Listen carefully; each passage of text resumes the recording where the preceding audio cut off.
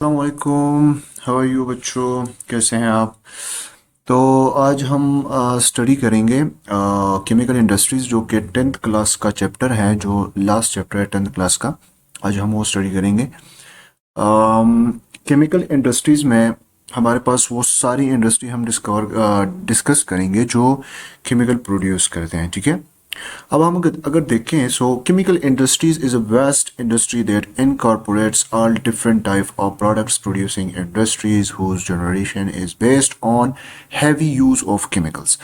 सारी वो इंडस्ट्रीज जो वो केमिकल प्रोड्यूस करते हैं, जो हमारी डेली लाइफ की हमारी ज़रूरियात हैं, वो सारे हम इसमें इंक्लूड करेंगे, ठीक है। सारे जो हमारे डेली प्रोडक्ट्स है उसमें हम उसको हम डिस्कस करेंगे यहाँ पे। Usually industries that are involve in industrial chemical generation are broadly known as chemical industries. Basically वही इंडस्ट्रीज हम इसमें इन्वॉल्व करेंगे, इस चैप्टर में इन्वॉल्व करेंगे, जो केमिकल प्रोड्यूस करते हैं, ठीक है। As for the end product processes of raw material associated with chemical industries.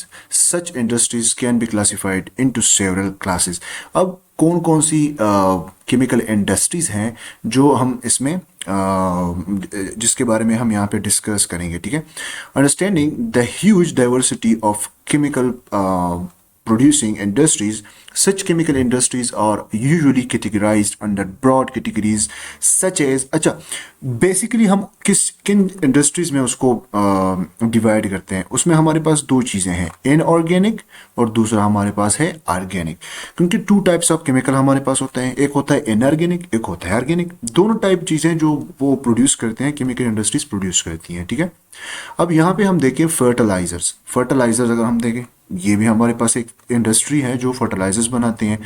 Refining होती है किस चीज़ की? पेट्रोलियम की, ठीक है। पेट्रोलियम की हम रिफाइनिंग करते हैं, वो भी इस कैटेगरी में आ रहा है। इसी तरह अगर हम इलेक्ट्रोप्लेटिंग देखें, यहाँ पे ये इलेक्ट्रोप्लेटिंग जो आपने नाइन्थ क्लास में पढ़ी होगी, इलेक्ट्रोप्लेटिंग, एक मेटल का दूसरे मेटल के सरफेस पे इलेक्ट्रोप्लेटिंग उसको हम कहते हैं, दूसरे मेटल के सरफेस पे लगाना होता है।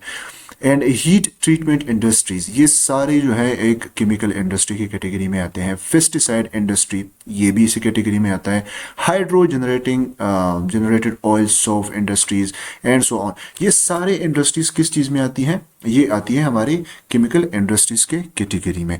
अलॉन्ग विद दी समटाइम्स, अच्छा, फार्मास्यूटिकल इंडस्ट्रीज भी समटाइम्स इसमें हम इन्वॉल्व करते हैं, क्योंकि वो भी केमिकल ही प्रोड्यूस करती है। मेडिसिन क्या है? केमिकल्स ही है ना, तो वो भी हम इसमें इंक्लूड करते हैं।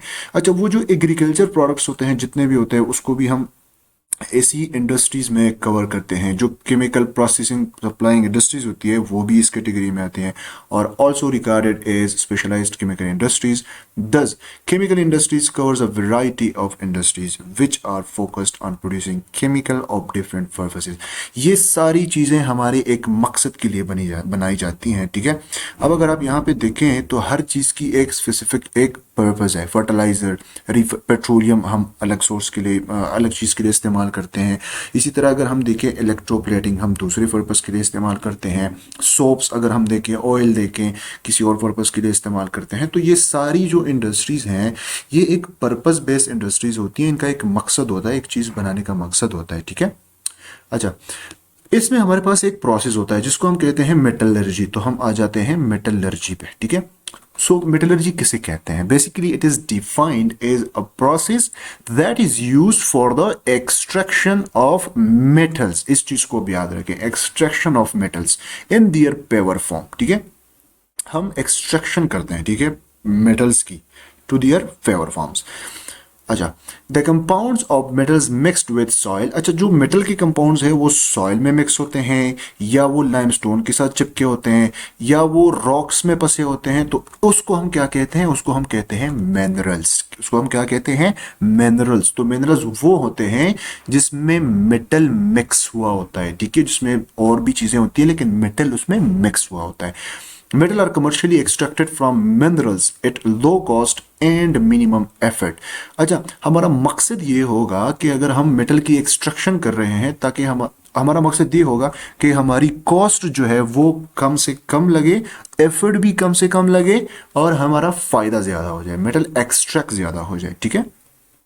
इस चीज को आप गेन करें, थोड़ा इसके बारे में सोचें, आपको समझ में आ जाएगी। these minerals are known as ores। अच्छा, इस मिनरल को फिर हम क्या कहते हैं, इसको हम कहते हैं ओर्स। ठीक है, अब देखिए मिनरल में क्या होता है, मेटल होता है। इन मिनरल्स को ही हम क्या कहते हैं, जिसमें बहुत सारी चीजें मिक्सअप होती है, उसको हम कहते हैं ores। A substance which is added to the charge in furnace to remove the gangue is known as a flux। ठीक है, उसको हम क्या कहते हैं, फ्लक्स कहते हैं। Metallurgy deals with the process of purification of metals and the formation of alloys। तो दो चीजें यहाँ पे आ गई। यहाँ पे हम क्या कहते हैं, प्यूरिफिकेशन ऑफ मेटल्स। ये देखें, मैं अंडरलाइन कर लेता हूँ इसको, देखें purification of metal, purification of metal है। और यहाँ पे दूसरा हमारे पास जो आ रहा है वो आ रहा है अलॉय।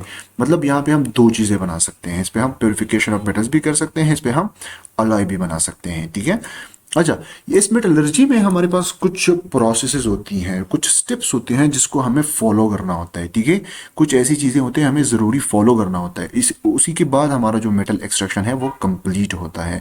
सो हेयर और basically steps in metallurgical processes, the various processes involved in extraction metals from their ores and refining them for use are referred to as metallurgy।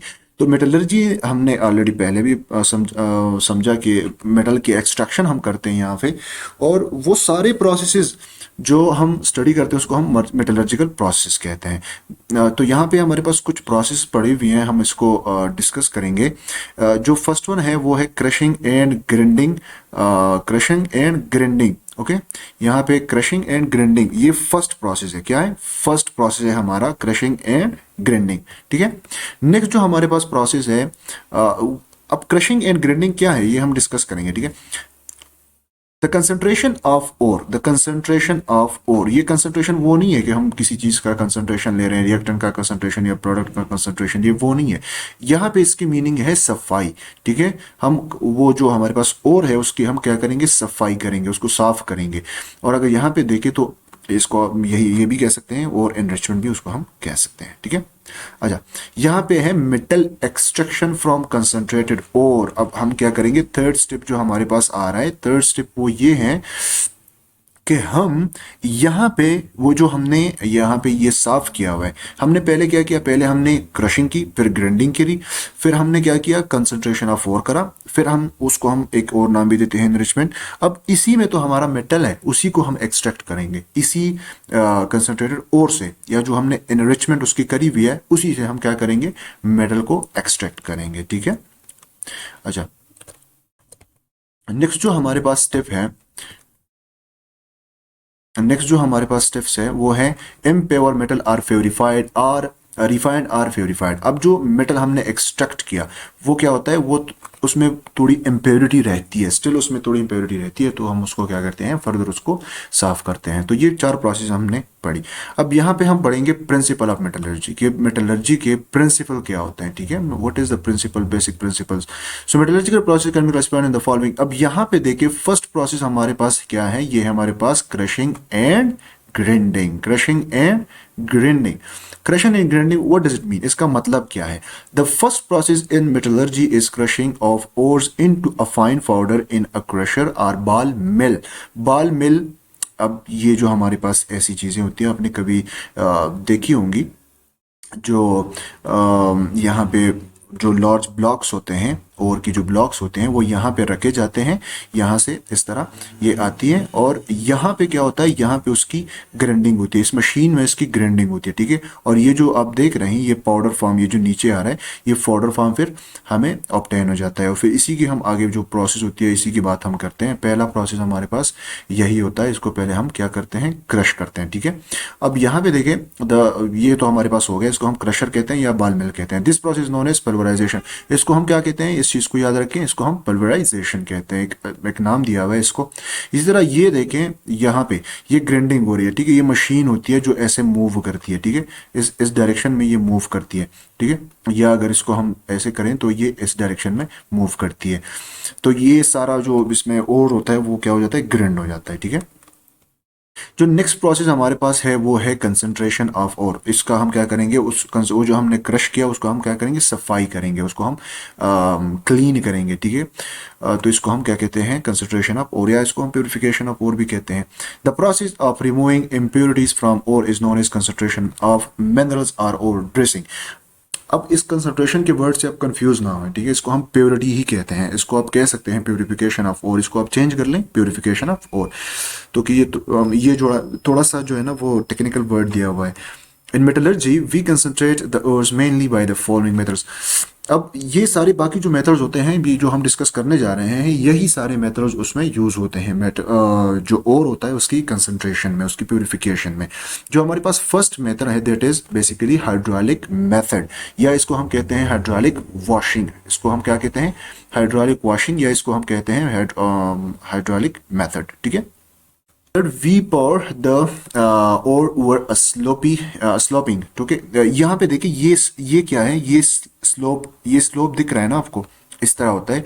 Vibrating corrugated table and groves, ये groves है, ठीक है। ये देखें, ये जो नुकीली से दांत से है ना, इसको क्या कहते हैं, इसको ग्रोव्स कहते हैं, ठीक है। A jet of water is allowed to flow over the surface. यहाँ पे हम क्या करेंगे, वाटर इसको अलाउ करेंगे। यहाँ पे क्या होगा, ये जो आ रहा है ये हमारे पास ये कंसंट्रेटेड ओर है, और यहाँ से जो ये जा रहा है ये क्या है, ये पानी है। इससे हम स्पीड से जो है ना पानी को ऐसे गुजारेंगे।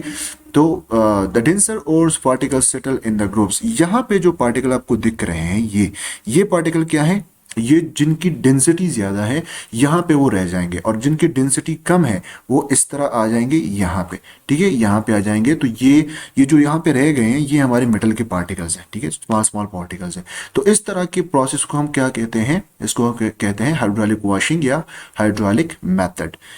ये हो गया हमारे पास फर्स्ट मेथड। सेकंड मेथड हमारे पास क्या है, उसको हम कहते हैं मैग्नेटिक सेपरेशन। उसको हम क्या कहते हैं, मैग्नेटिक सेपरेशन। अब हम सेपरेशन करेंगे बाय यूजिंग मैग्नेट, ठीक है। मैग्नेट से हम यहाँ पे सेपरेशन करेंगे। अच्छा, in this case the crushed ore is placed on a conveyor belt. अब इसको हम क्या कहते हैं, ये जो बेल्ट है इसको हम कहते हैं कन्वेयर बेल्ट, ठीक है, कन्वेयर बेल्ट इसको कहते हैं। This belt rotates around two wheels in which one of the wheels is magnetic and therefore the magnetic particle get attracted to the magnetic wheel and fall apart from the non magnetic particles. अच्छा, ये जो wheel है ना, ये वाला ये है basically magnetic, ठीक है। और ये जो ये व्हील है ये है नॉन मैग्नेटिक, ठीक है। ये है non magnetic and this is magnetic. अब क्या होता है, ये जो है ये यहाँ पे ये जो आ रहा है ये होते हैं बेसिकली इम्प्योरिटीज। जो इम्प्योर पार्टिकल है वो यहाँ पे आएंगे, ठीक है, क्योंकि वो तो मैग्नेट के साथ चिपक नहीं रहे हैं ना। और ये जो पार्टिकल जा रहे हैं यहाँ ये दूसरी जगह पे, ये बेसिकली वो मेटल के पार्टिकल्स है जो इस एक बाल्टी टाइप है उसमें जा रहे हैं, ठीक है। क्योंकि इसमें यहाँ पे ये चिपके होते हैं और ये घूम रहा होता है, तो ये यहाँ पे चले जाते हैं और ये इससे पहले ही यहाँ पे आ जाते हैं। नेक्स्ट प्रोसेस हमारे पास क्या है, that is called froth flotation. इसको क्या कहते हैं, फ्रोथ फ्लोटेशन इसको कहते हैं, ठीक है। So in this process we take the crushed ore in a large tank. अब जो हमारे पास क्रश्ड ओर है उसको हम क्या कहते हैं, वाटर एक टैंक में ले लेते हैं जिसमें क्या होता है, ऑयल होता है और उसमें वाटर होता है, कुछ डिटर्जेंट्स भी होते हैं, ठीक है। So a current is compressed, a current of compressed air is pass through it. यहाँ पे हमारा काम क्या है, यहाँ पे हम बेसिकली एयर फ्लो करेंगे, इस डायरेक्शन में एयर फ्लो करेंगे, ठीक है। Okay, so the ore gets wet by oil and is separated from the impurities in the form of froth. तो यहाँ पे जो ऑयल होता है वो अपने वो मेटल पार्टिकल्स के साथ जो है वो चिपक जाता है और उसको यहाँ पे ऊपर ले आता है, ठीक है, वो मेटल को यहाँ पे ऊपर ले आता है। और जो हमारे पास गैंग पार्टिकल होते हैं, मतलब जो इम्प्योरिटीज होती हैं, वो वाटर के साथ वेट होके नीचे आ जाती हैं, तो वो यहाँ पे बैठ जाती हैं, ठीक है, जिसको हम फिर उसको हम इम्प्योरिटीज कह सकते हैं, स्लज कह सकते हैं, ठीक है। Ore is lighter and so it comes on the surface and impurities left behind. तो और क्या होगा, यहाँ सरफेस पे आ जाएगा जो हमारा डिजायर्ड प्रोडक्ट है, और ये बाकी जो हमारा डिजायर्ड प्रोडक्ट नहीं है वो यहाँ पे रह जाएगा, ठीक है। तो इस प्रोसेस को हम कहते हैं फ्रॉथ फ्लोटेशन। ठीक है। और ये जो हमारे पास लास्ट है वो है रोस्टिंग एंड कैल्सिनेशन। ये जो हमारे पास प्रोसेस है roasting and calcination.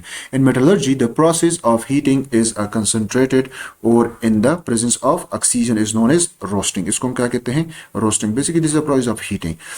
This process applied in the case of sulphide ores. अब ये याद रखें सल्फाइड ओर्स को ही हम ये जो है ना अप्लाई करते हैं, ठीक है। फॉर ओर्स कंटेनिंग कार्बोनेट्स और hydrate oxides a heating is done in the absence of air to melt ores and this process is known as calcination। इसको हम क्या कहते हैं? कैल्सिनेशन कहते हैं। अच्छा, इसके बाद हम आ जाते हैं अपने बुक पे। हमारे बुक में क्या लिखा हुआ है, ठीक है। यहां से मैं स्टार्ट करूंगा कि हमारे बुक में क्या लिखा हुआ है। The refit growing population and the desire. ये मैं इंट्रोडक्शन से ही स्टार्ट कर रहा हूँ, यहाँ से ही स्टार्ट कर रहा हूँ ताकि आपको समझ में आए।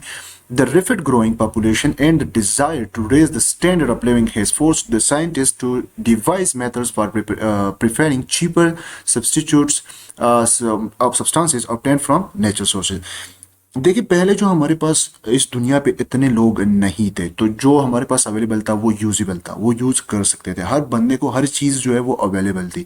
लेकिन वक्त के साथ साथ क्या हो रहा है? वक्त के साथ साथ इंसान ज़्यादा से ज़्यादा होते जा रहे हैं इस दुनिया पे। तो उनकी जो नीड है, जो सोर्स है, जो उनकी ज़रूरियात हैं, ठीक है, वो भी ज़्यादा हो रही हैं। तो उसको कंप्लीट करने के लिए, उसको पूरा करने के लिए साइंटिस्ट क्या कर रहे हैं? डिफरेंट मेथड्स वो डिस्कवर कर रहे हैं ताकि हम उसकी वजह से कुछ एक्स्ट्रा बना पाएँ जो कि लोगों की ज़रूरियात पूरा कर सकें। For this purpose, look at this. For this purpose, here develop a new methods of preparation at low cost। अब यहाँ पे क्या होगा? यहाँ पे बेसिकली पर्पस हमारा ये होगा कि हमारा कॉस्ट लो हो, लार्ज स्केल हो और क्वालिटी इंप्रूव हो। ये तीन चीजें देखें, कॉस्ट लो हो, स्केल लार्ज स्केल पे प्रोड्यूस हो जाए, इम्प्रूव्ड क्वालिटी। तो ये सारी चीजें किनका काम है? ये काम है साइंटिस्ट का, कि वो हमें ऐसे मेथड्स बताएंगे, ऐसी कोई टेक्निक्स बताएंगे कि जिसको हम यूज करके लो कॉस्ट में लार्ज स्केल के प्रोडक्ट बना सकते हैं और इम्प्रूव्ड क्वालिटी। उनकी क्वालिटी भी खराब नहीं होगी, क्वालिटी भी इम्प्रूव होगी। They establish industries in order to meet the need of modern society. अच्छा, पहले तो हमारे पास इंडस्ट्री थी नहीं, ठीक है। तो उन्होंने क्या किया? उन्होंने आवाम के लोगों के नीड्स को पूरा करने के लिए उन्होंने क्या सजेशन दिया? उन्होंने सजेशन दिया कि हमें इंडस्ट्रीज बनानी चाहिए। तो इंडस्ट्रीज में क्या होगा? उसमें डेली हर चीज़ की प्रोडक्शन होगी, तो वो लोगों की ज़रूरियात को पूरा कर लेंगे, ठीक है।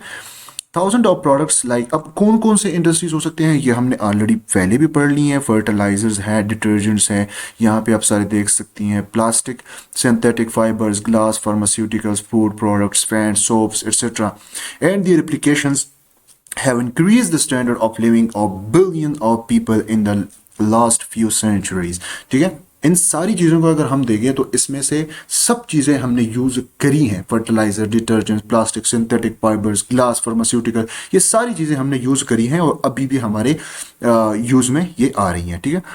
और ये डेली यूजेस के जो हमारी नीड है। Chemical industries also pay a vital role in the economic development of a country. अब जिस कंट्री में जितने ज़्यादा इंडस्ट्रीज होंगे उसकी जो इकोनॉमिक डेवलपमेंट है, जो इकोनॉमिक ग्रोथ है, वो सबसे ज़्यादा स्ट्रांग होगी। अच्छा, चलो हम यहाँ पे थोड़ा आगे जाते हैं। अच्छा, यहाँ पे हम अगर आ जाएं basic metallurgical operations with reference to copper. जो यहाँ पे हम मेटलर्जी करेंगे, इन्होंने क्या रेफरेंस दिया हुआ है? हमारे 10th क्लास के बुक में क्या रेफरेंस है? वो है कॉपर। उन्होंने एक ही मेटल को लिया हुआ है, that is copper. So metallurgy का तो हमने पढ़ लिया है कि मेटलर्जी हमारे पास क्या है। Basically this is the science that deal with the procedures used in extracting metal from their ores. उसकी हम प्योरिफिकेशन करते हैं, उसके अलॉय बनाते हैं मेटल्स के, यूजफुल प्रोडक्ट्स बनाते हैं सारे मेटल्स के। ये तो हमारे पास हो गया मेटलर्जी, जो हमने ऑलरेडी इससे पहले पढ़ा, ठीक है। इस तरह हमने मिनरल को भी पढ़ लिया था कि मिनरल क्या है, हमने और को भी पढ़ लिया था। यहाँ पे सारे डिफिनेशंस लिखे हुए हैं, आप वो खुद देख लीजिएगा।